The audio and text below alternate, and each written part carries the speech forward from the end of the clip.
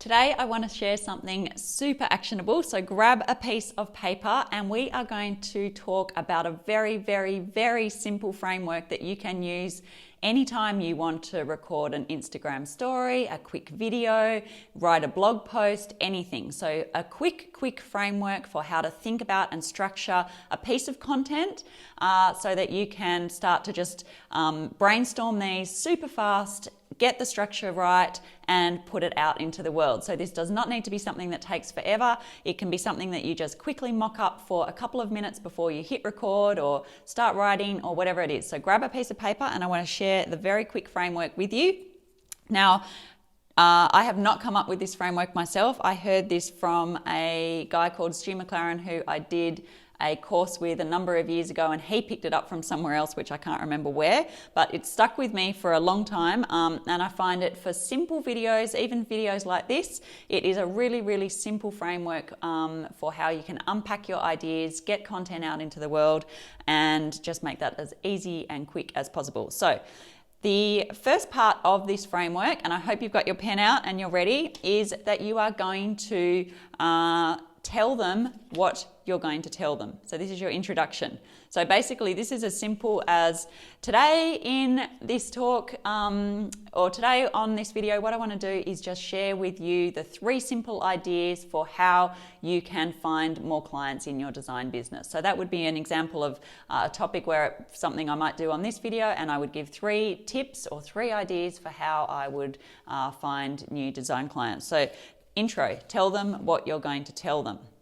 The next thing you want to do is actually tell them. So you want probably max 3 points, especially in a shorter piece of content. People find it hard to digest heaps of pieces of information, and you're probably going to have more impact if you just divide that into sort of 3 simple actionable ideas. So what you can do is, tell them what you're going to tell them. So in this talk, what I'm going to do is give you 3 simple ideas for how you can find new clients. The first would be to partner with people in your industry who you can make sort of strategic partnerships with. The second is to look at the low-hanging fruit in your business, and the third would be to go where your clients are hanging out. So that might be the tell them what you're going to tell them piece. And then with the tell them, what you would do is that you would just unpack each of those 3 ideas. So as I said in the introduction, the first idea that I want to share with you is strategic partnerships. And what I'm talking about here is X, Y, and Z. So, go out and find people who are working with your ideal clients, and what you want to do is offer them some value in terms of what you could do in terms of a partnership and how you could, and blah, blah, blah. So you'd go on and talk about that. So that's the first point. The second point, and the second way that you might be able to find more design clients, is to look at the low-hanging fruit. So you might be looking at who in your network already is in need of help from you with your design problems, blah, blah, blah, blah. And who do you have? Make sure you're talking with all the parents who are standing on the sports sideline. So you would unpack each of the 3 big ideas that you have, and then you would go through each of them one by one. And then at the end of your talk, what you want to do is tell them what you told them. So guys, thanks so much for, this is my example by the way. So guys, thanks so much for listening today, and I hope that's given you heaps of new ideas for how to find more design clients. Remember that the 3 best ways of doing that are to develop your strategic partnerships, or look at your low-hanging fruit and find out where you actually probably have design clients sitting already in the wings of the people that you know. And then thirdly, whatever the third point was that I said, which I've forgotten now. So you would just go through each of those and you'd wrap up and just sort of make a conclusion around those 3 points.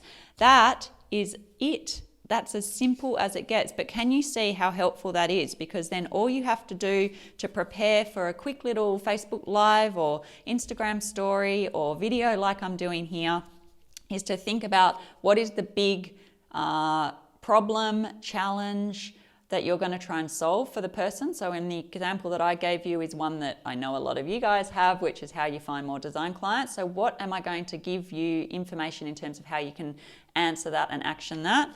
Then unpack that with your 3 big ideas, and then unpack those ideas one by one. So X, blah, blah, blah, blah, talk a few minutes on that. And then you've got, probably 5 or 10 minutes of content just in those 3 points, and then wrap it up, conclusion. So this is what I told you. This is where I this is the sort of 3 things that we went through. And then the last piece, which I didn't write down, but I'm going to get my point because it's massively important, especially if you are creating content that you want to actually make it go somewhere, is that you want to finish off your whole talk with one really, really important thing, which is your CTA, which is your call to action.